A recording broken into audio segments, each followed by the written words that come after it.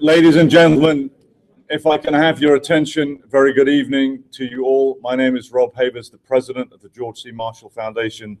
Welcome once again. Thank you for coming out on what is a lovely, delightful evening outside. Hopefully you will find it equally delightful inside today. This is the latest iteration of the George C. Marshall Legacy series, another component of our code-breaking endeavor. The Marshall Legacy series is about bringing Marshall to new generations and building on the great scholarly work of the last 50 years and making it accessible to new generations of Americans and indeed people around the world. I'm delighted to introduce tonight Mr. Jeffrey Kozak, our archivist. Jeffrey has been at the Marshall Foundation for some 5 years and will explain to you in some detail about one of our great hidden treasures, a genuine Enigma machine, courtesy of Nazi Germany, appropriated at some point in the past, but a genuine, fascinating historical artifact. So without further ado, Mr. Kozak, thank you.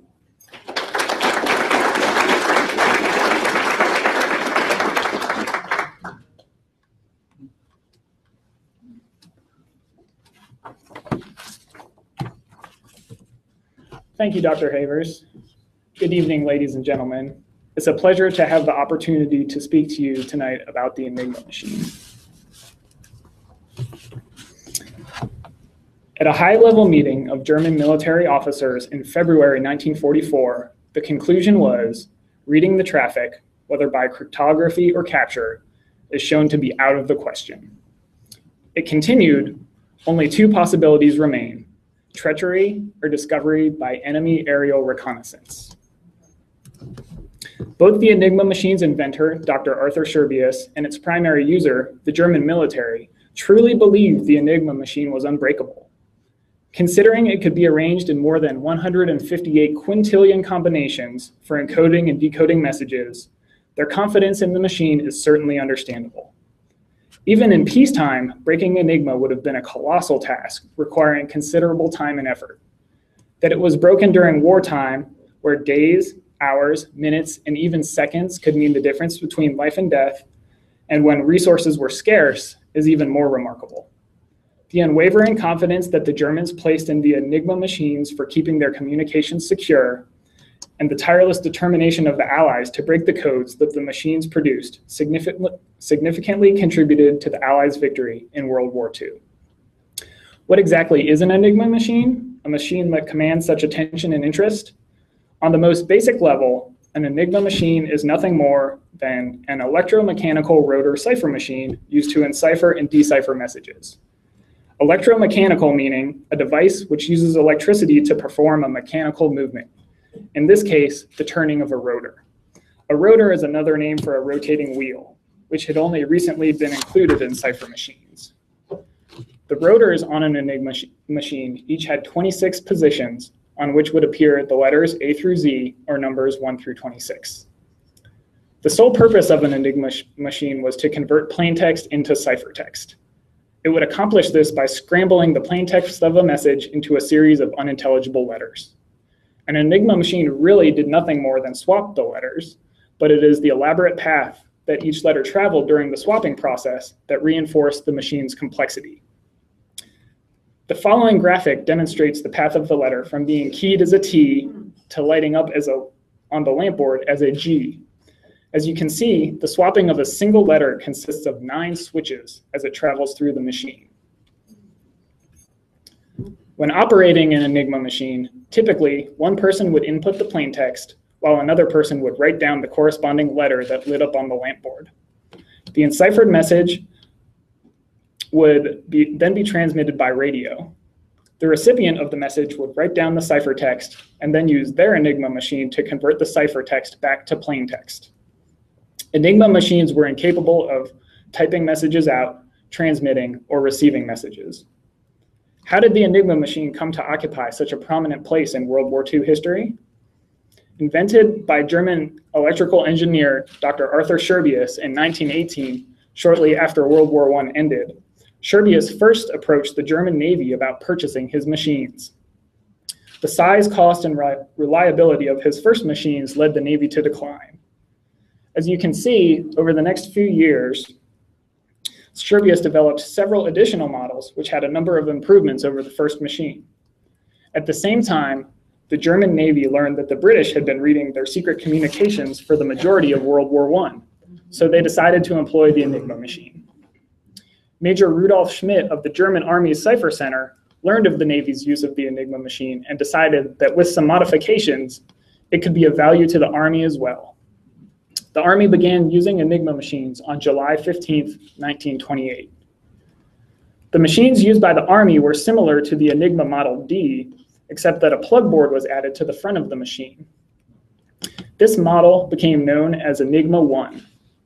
A further improvement to Enigma One came in December 1938, when each machine received 2 additional rotors. This increased the number of possible rotors from 6 to 6. This increased the number of possible rotor orders from 6 to 60. The machine that is part of the Marshall Foundation's collection is an Enigma One Model. The serial number for the machine, which appears on the reflector as well as on the interior of the bottom panel below the rotors, is A16529. This machine is a 3-rotor model. The rotor order, which would be determined by looking it up on the key list, is from left to right: rotor 3, rotor 1, rotor 2. This rotor order has not been altered, so it is likely that this is the rotor setting for when the machine was last used. Since the rotors are numbered 1 through 3, this may be a relatively early model produced before the additional rotors, or it may be that the additional rotors became lost or separated from the machine at some point. The Enigma One would be the German Army's machine of choice during World War II. To get a better understanding of why Enigma One was selected, let's take a look at the number of possible settings for the machine. Since the Enigma One is a 3-rotor machine, multiplying by the number of positions on each rotor gives us 17,576 rotor states. That is the number of times keys could be pressed before the machine returns to its original settings. We'll then multiply the rotor states by the basic Enigma One wheel order, which is 6, which gives us 105,456 machine states. That is the total number of possible combinations for setting up the machine. The calculation of the number of possible plug board settings involves some higher level math, so you'll have to take my word for it that the number of possible settings is more than 150 trillion. Finally, by multiplying the number of machine states by the number of plug board settings, you arrive at the total number of different ways that an Enigma machine can be set up, more than 158 quintillion combinations. Remember that these calculations only reflect the available settings for a basic 3-rotor machine. The number of settings further increases when including the 2 additional rotors that were introduced in 1938 into the calculations. With so many combinations for encoding messages, how could the Allies ever hope to break the code? If all of the procedures developed for operating the Enigma machines had been followed, it is unlikely that Allied efforts would have been successful. In fact, in 1940, the German Army commanded operators to use a different setting for each message they prepared. How were the Allies able to make any progress in deciphering German messages when the code was changed each time? The answer is on the screen right in front of you. Although the majority of the procedures for operating the Enigma machines came from higher levels, the Enigma operators were responsible for selecting the starting position of the rotors for each message and for encoding the rotor starting position. The 1940 command that required operators to use a different key for each message also forbid the following to be used as keys: the same letter 3 times, words, abbreviations, traffic signs, call signs, and letters in alphabetical order or keyboard order. Whether the Enigma operators developed bad habits over time, were too lazy to key each message with a different setting, or were under severe pressure to keep up with message traffic, the Allies discovered that Enigma operators were using many of the forbidden practices for selecting keys, and were using these keys repeatedly. Once the Allies became familiar with the habits of Enigma operators, who could be identified by radio frequency, call sign, or serial numbers, the Allies could use the previous information they had about an operator to assist them in decoding any newly transmitted messages. The repetition of phrases in messages prepared by Enigma operators, as well as the mixing of plain text and ciphertext in messages, also aided the Allies in determining the contents of messages. Some examples of phrases used repeatedly by Enigma operators appear on the screen. The value of the ability of the Allies to read German communications cannot be underestimated. The intelligence the Allies gained had a profound impact on soldiers' morale as they became more confident in their leaders and believed they would be successful in their campaigns. The ability to know the location of German U-boats allowed the Allies to neutralize this threat, and more importantly, ensure that much-needed manpower and supplies reached their destinations safely. On the eve of the invasion of Normandy, the Allies knew that the German army was preparing for a landing at Calais, which made it possible for the Allies to proceed with the invasion. Most importantly, having access to German communications is estimated to have ended the war in Europe 2 years earlier than would have otherwise been possible, saving countless lives. Before turning our attention to the fascinating story of how the Enigma machine was broken by Alan Turing and his colleagues at the Government Code and Cipher School at Bletchley Park, I'd like to share 2 historic insights. Although not depicted in the film, Alan Turing visited the United States from November 1942 through March 1943 to collaborate with the United States Navy on the breaking of the German naval Enigma and to consult on the construction of American bombs, the machines used to decode Enigma messages. As part of the visit, Turing was supposed to visit Bell Laboratories to observe a voice scrambling device that was under development, but was denied permission to visit based on a misunderstanding regarding US and British intelligence sharing. When appealing the decision to bar Turing from Bell Laboratories, Field Marshal Sir John Dill wrote to General George C. Marshall, asking Marshall to intervene on Turing's behalf to have the ban lifted. Marshall obliged and assigned a member of his staff to resolve the matter. A few days later, Turing was granted permission to visit Bell Laboratories. Thinking about Alan Turing and the breaking of the Enigma machine leads me to think about another World War II code-breaking achievement that is not as well known. William F. Friedman, the head of the US Army's Signal Intelligence Service, and whose vast collection of personal papers reside here at the Marshall Foundation, led a team of cryptologists that broke the Japanese diplomatic code known as Purple. Friedman traveled to Bletchley Park from April 23rd to June 13th, 1943, to work on and observe the handling of high-level German Army and Air Force communications. He prepared a preliminary report of his visit, which is part of the newly released Friedman documents from the National Security Agency, of which the Foundation's archives has copies. In his report, Friedman recalls that he was able to take detailed notes and observations during his visit, which seems to reflect improvements in US-British intelligence sharing since Turing's visit to the United States a few months earlier. Near the beginning of the report, Friedman writes, "British success in this field represents, without question, the most astounding and most important cryptanalytic and intelligence achievement in all history." This is high praise coming from the man considered the pioneer of modern American cryptology. So without further delay, let us commence viewing how Alan Turing and his colleagues were able to achieve one of the greatest cryptanalytic successes of all time. Thank you.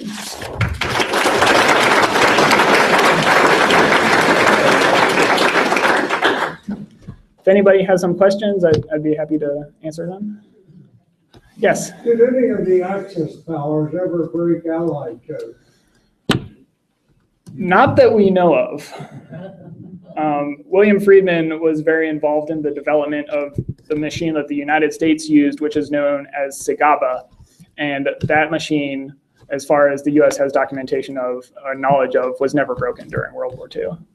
I can't speak as much to any kind of British codes or anything in that respect, but as far as the American code, I don't believe so.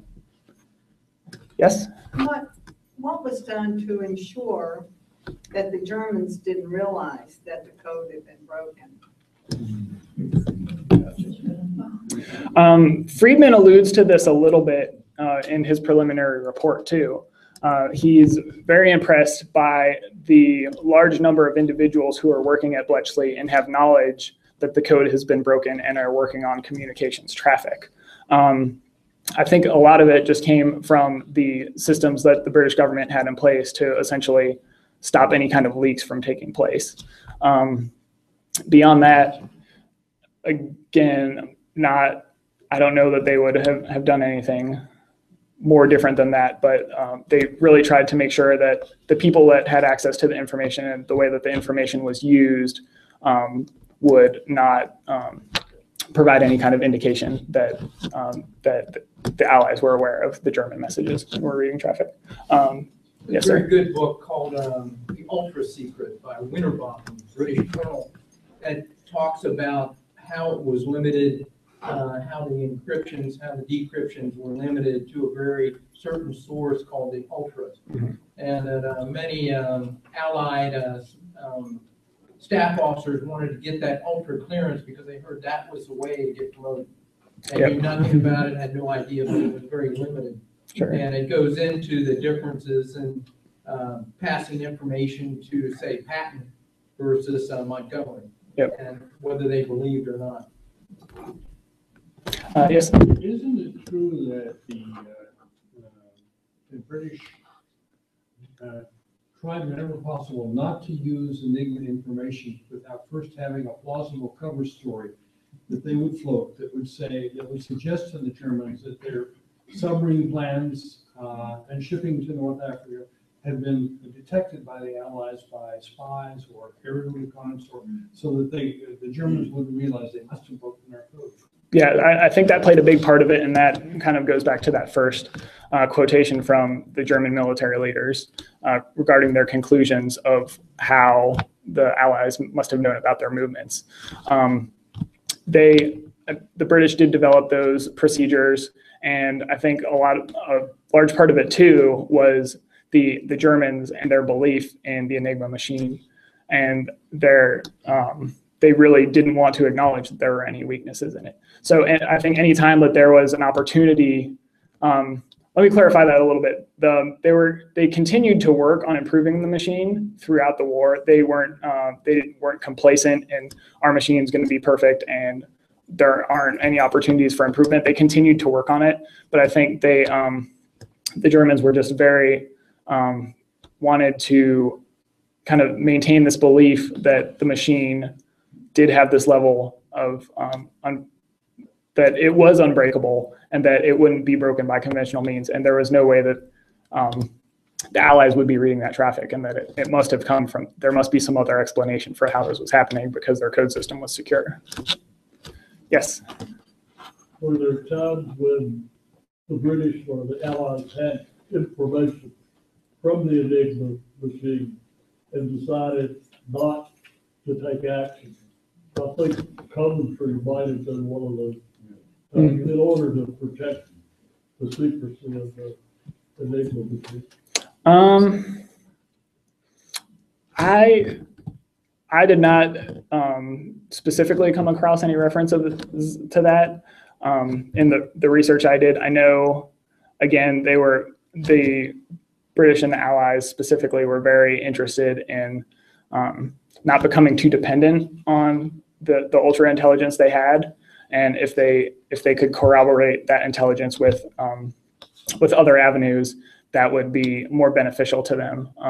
One instance really kind of is illustrated through the Battle of the Bulge, when just reliance too much on ultra information without any kind of additional backup intelligence really put the Allies in a bind during that period of the war.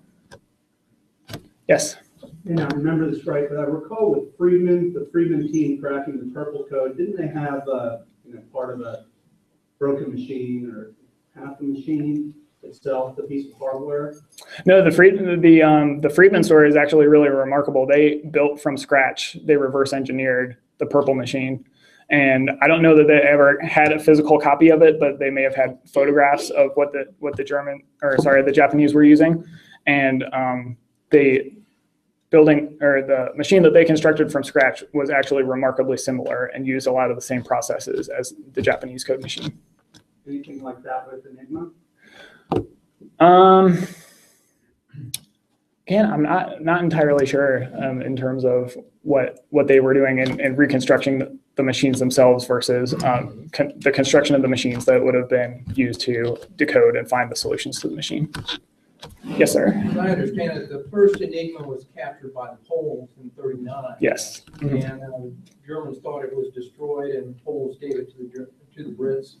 and it got back to the good guys. Yep. Yes, sir. How close is the movie to actually what happened?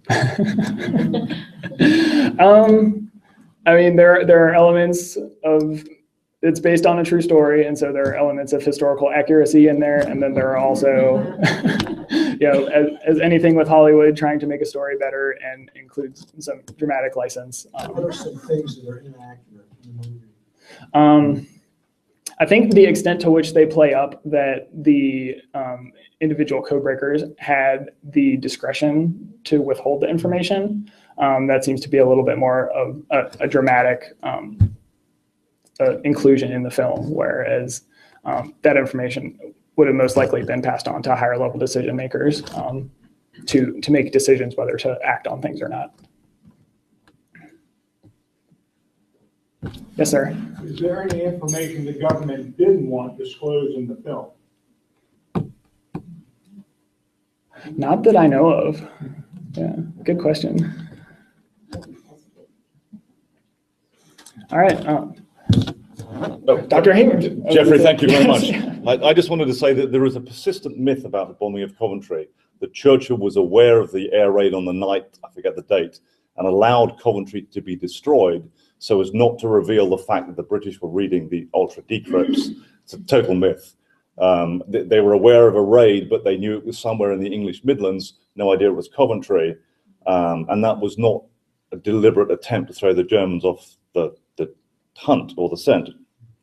But if you look at the success of deception throughout the history of military endeavor, it's not really about persuading Jeffrey, for example, that up is down and down is up. It is grounded fully in understanding what it is that Jeffrey thinks, often conforming to that, and then using that predictable behavior to allow you some latitude. As Jeffrey rightly said, the Germans believed the Enigma machine was unbreakable.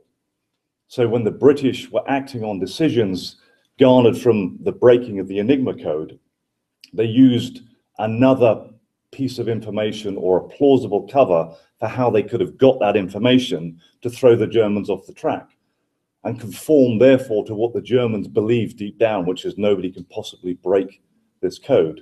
And if you look at the history of Operation Fortitude, which is one of the most ambitious and successful deception plans ever enacted, which was persuading the Germans that the D-Day landings would fall not in the Normandy Peninsula, but in the obvious location of the Pas-de-Calais, just 20 miles across from southeast England to the narrowest point, excuse me, across the channel.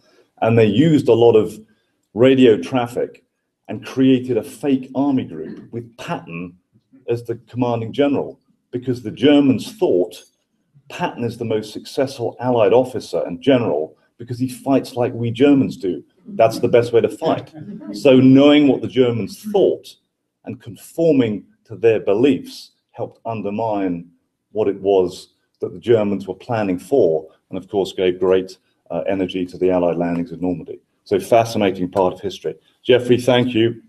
Before we jump into the Imitation Game and Benedict Cumberbatch, I believe we have snacks at the back for those of you that want to recreate the full movie theater experience. Alice, where the snacks are actually through the door there. So please, 5 minutes or so, get yourself set for the Imitation Game, and we will reconvene in 5 minutes. Thank you.